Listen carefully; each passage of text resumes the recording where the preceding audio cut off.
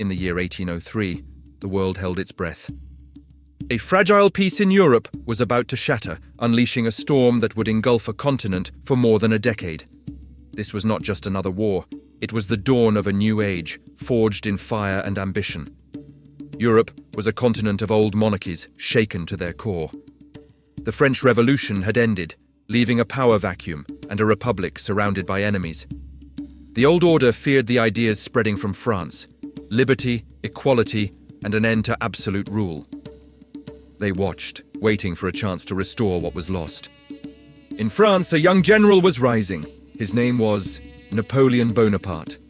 He was a product of the Revolution, a man of immense talent and boundless ambition. He did not inherit his power, he seized it.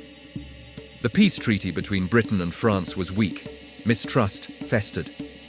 Britain controlled the seas, a global empire built on trade. France, under Napoleon, was becoming the dominant power on land. Neither side would yield. In May 1803, Britain declared war on France. The conflict was not just about territory, it was a clash of systems, a battle for the future of Europe. The Napoleonic Wars had begun. Napoleon moved with lightning speed. He knew he could not defeat Britain's navy. So, he turned his gaze eastward. He crowned himself Emperor of the French in 1804, a bold statement to the world. He was no longer a general of a republic. He was the master of a new empire.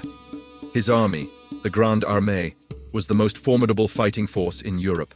It was a new kind of army, built on merit and national pride, loyal to its emperor. In 1805, Napoleon planned to invade Britain. But at the Battle of Trafalgar, the British Royal Navy, under Admiral Nelson, destroyed the combined French and Spanish fleets. The sea belonged to Britain. Napoleon's dream of crossing the Channel was over. Blocked at sea, he unleashed his fury on the continent. Just weeks after Trafalgar, he achieved his greatest victory. At the Battle of Austerlitz, Napoleon faced the combined armies of Russia and Austria. Through brilliant strategy, he lured his enemies into a trap. It was a masterpiece of military genius. The Austrian and Russian empires were humbled. The balance of power in Europe was redrawn.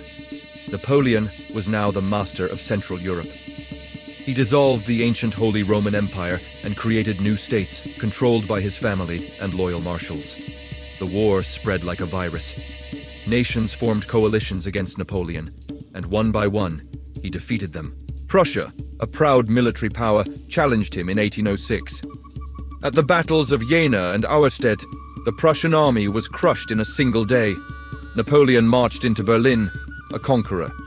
He pushed further east, into Poland, clashing with the vast Russian army in the brutal winter. The Battle of Eylau was a bloodbath, a stalemate fought in a blizzard. But Napoleon pushed on. The following summer at Friedland, he decisively defeated the Russians. At Tilsit, on a raft in the middle of a river, Napoleon met Tsar Alexander I of Russia.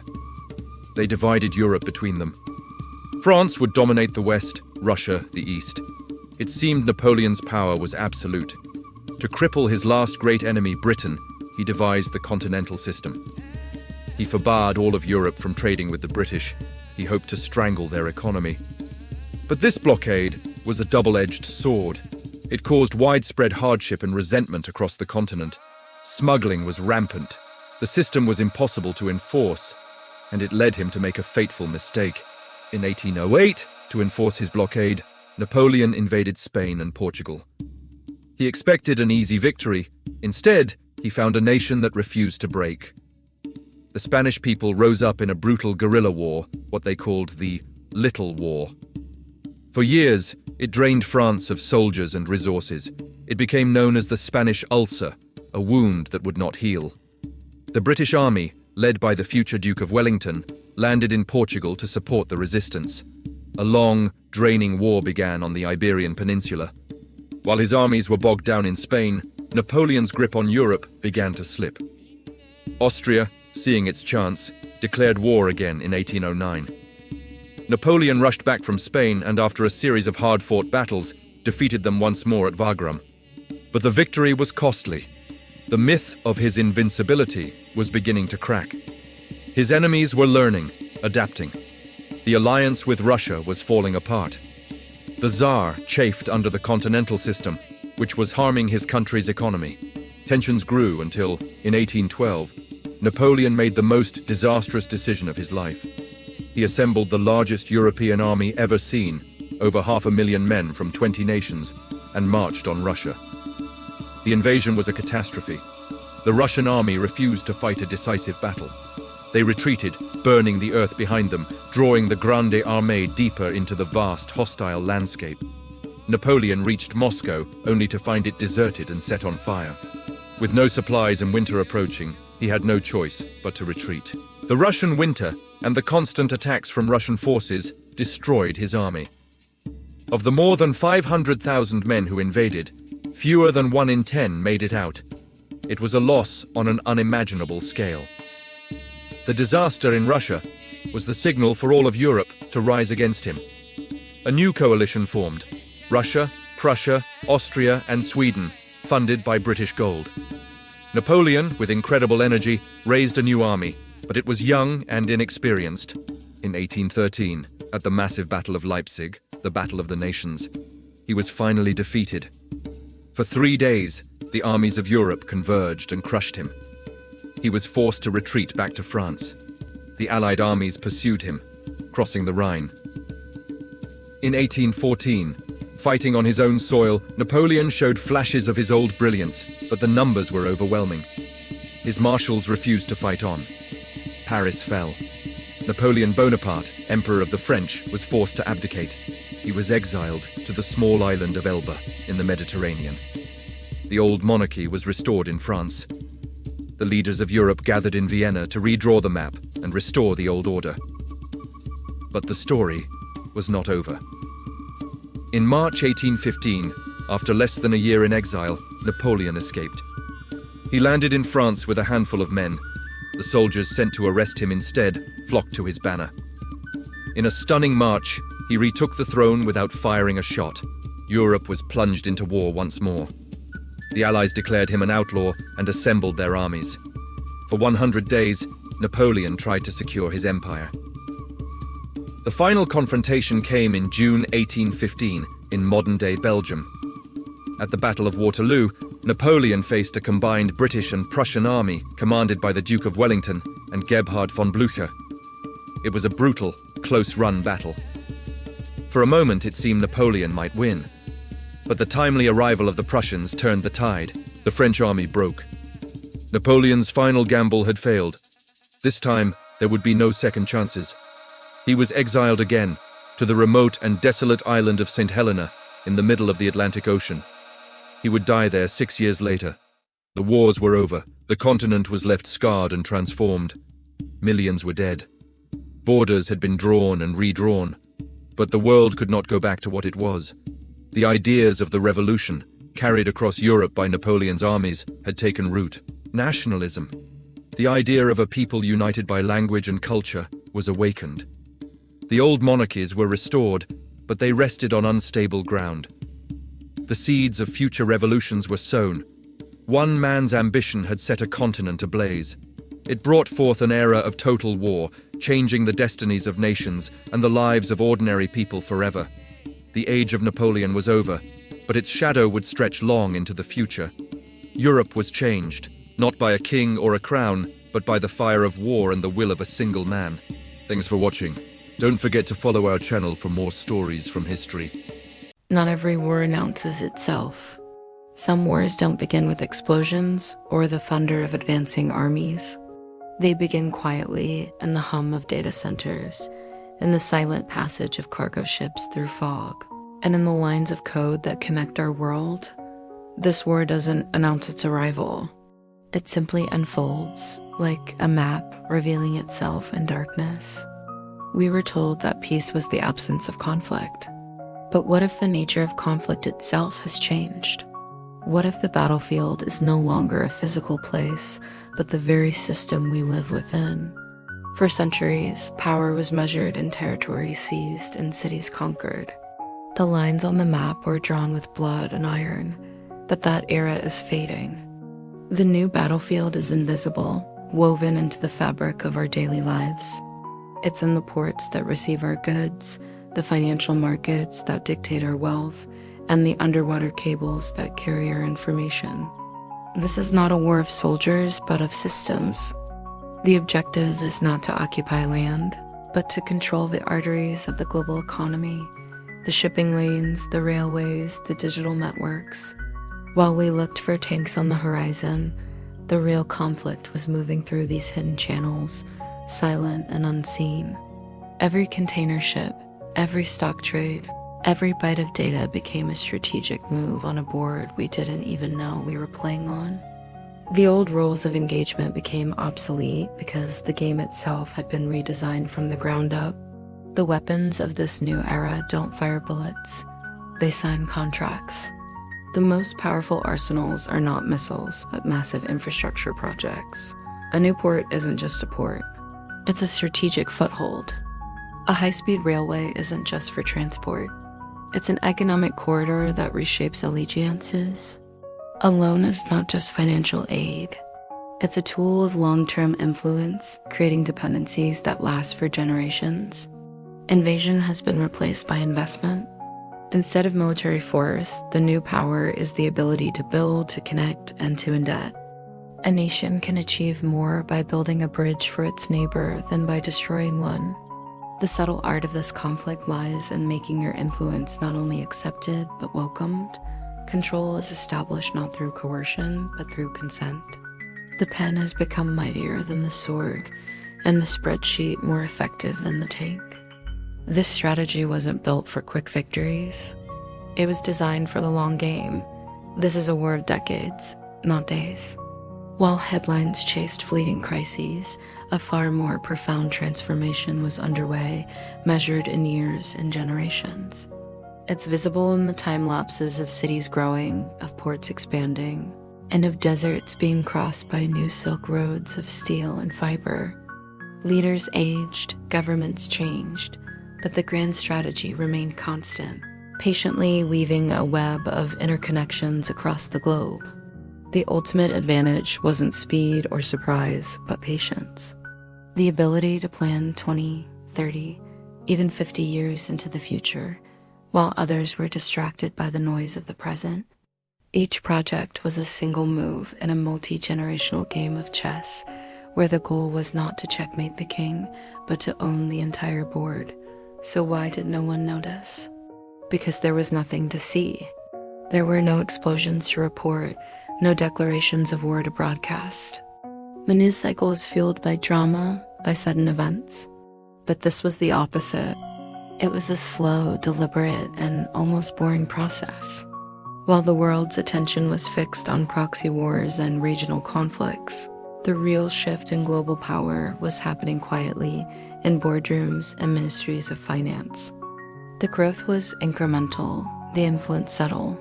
Maps of economic dependence were being redrawn, but these new lines were invisible to the naked eye. Nothing exploded, so no one looked. We were conditioned to recognize war by its sound, the sirens, the gunfire, the chaos. This war was silent. And in its silence, it achieved a scale of influence that traditional warfare could never accomplish. And so we find ourselves here in the world after the war. A world more connected than ever before. Global trade routes glow with unprecedented activity. Infrastructure projects span continents, tying the fates of nations together. On the surface, it looks like progress, a triumph of globalization. But look closer.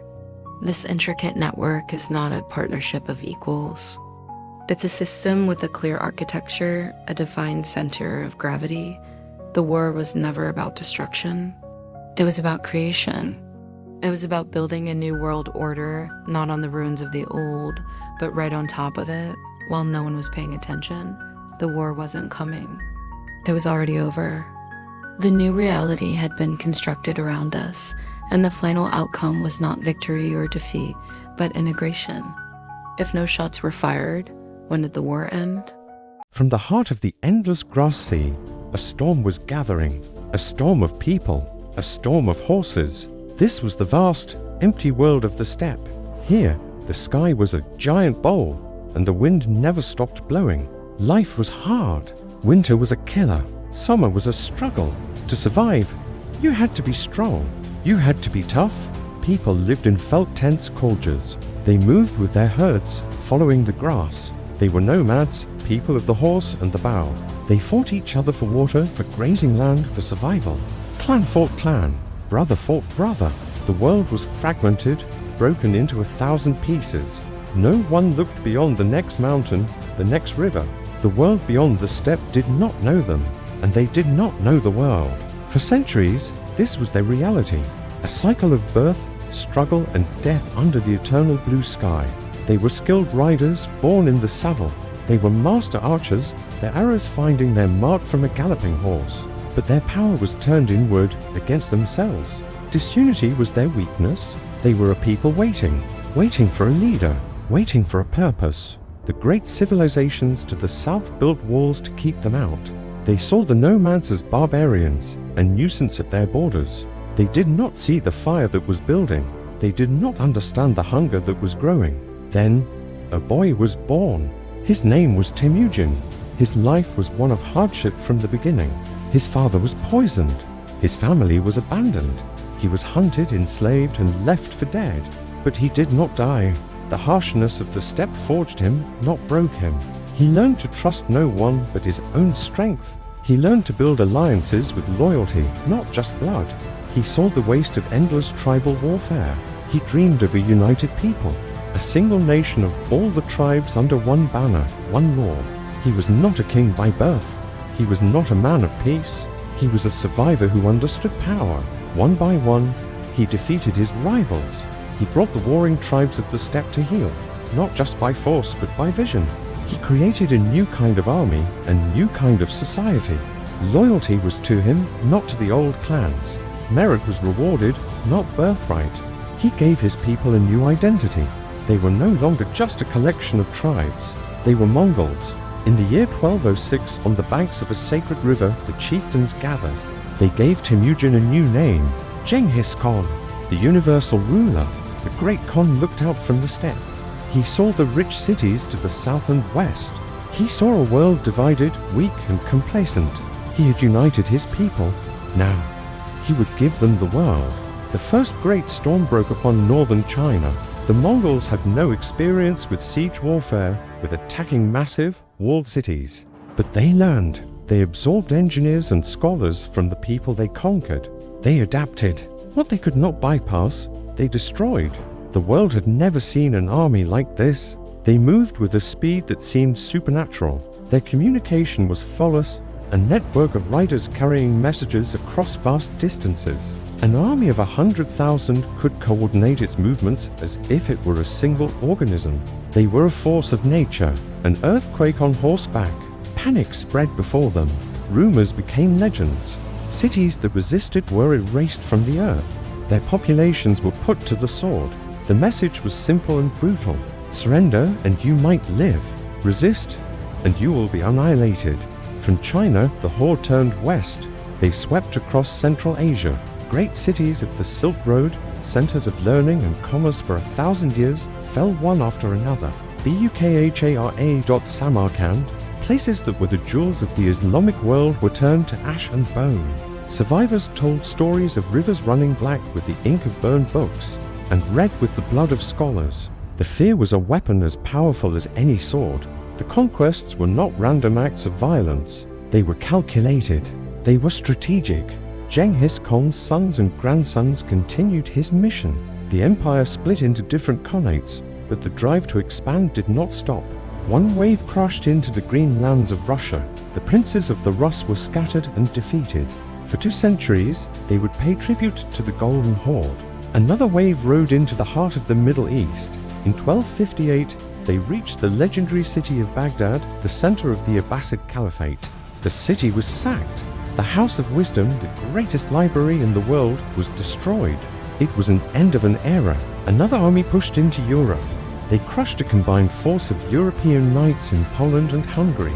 The armored knights of Europe, so feared in their own lands, were no match for the speed and discipline of the Mongol light cavalry. The Mongols seemed unstoppable. Europe held its breath, praying for a miracle. Then, news arrived from the heart of the empire. The great Khan, Ögedei, was dead. According to their law, the Mongol princes had to return to the homeland to elect a new leader. The Mongol tide receded from Europe's shores. They never returned in such force. Europe was saved, not by its armies, but by the death of a single man thousands of miles away. The Mongol Empire became the largest contiguous land empire in human history. It stretched from the Pacific Ocean to the Danube River, from Siberia to the Persian Gulf. They did not only destroy. In their wake, they created a new kind of world. For 100 years, a single power controlled the vast expanse of Asia. They established a system of laws. They created a postal service, the Yam, that connected the empire. They protected the trade routes. The Silk Road, once dangerous and fragmented, was now safe. For the first time, people, goods and ideas could travel from China to Europe with relative ease. Marco Polo made his famous journey during this time, the Pax Mongolica, the Mongol Peace. He saw a world connected in ways he could never have imagined. Gunpowder from China made its way west. Printing technology, scientific ideas, and artistic styles crossed the continent. But so did disease. In the 1340s, a deadly plague began its own journey along these same routes. The Black Death traveled from Asia to Europe, carried by fleas on rats in the holds of trading ships. It would kill a third of Europe's population. The interconnected world the Mongols built also became a highway for its devastation. The empire was too large, too diverse to last. It was built on conquest, held together by a single family. As the generations passed, the Mongol rulers of China, Persia, and Russia began to adopt the cultures of the people they ruled. They became Chinese emperors. They became Muslim sultans. The great empire slowly fractured, breaking apart into the kingdoms and nations it had once consumed. By the late 14th century, the Mongol moment was over. The storm had passed. The world it left behind was forever changed. What is the legacy of this empire born from the steppe? It was an empire of brutal conquest, of unimaginable destruction. Cities vanished, cultures were shattered, and millions of lives were lost. It is a story written in blood and tears. Yet, it is also a story of connection, of a world made smaller, of the first true bridge between East and West. They came from nowhere, from the empty grasslands, and for a brief, violent, brilliant moment, they held the world in their hands. They came, they conquered, and then they faded back into the history of the peoples they had ruled, leaving behind a world that would never be the same. The echo of their horses' hoofs can still be heard, a faint thunder on the horizon of our collective memory.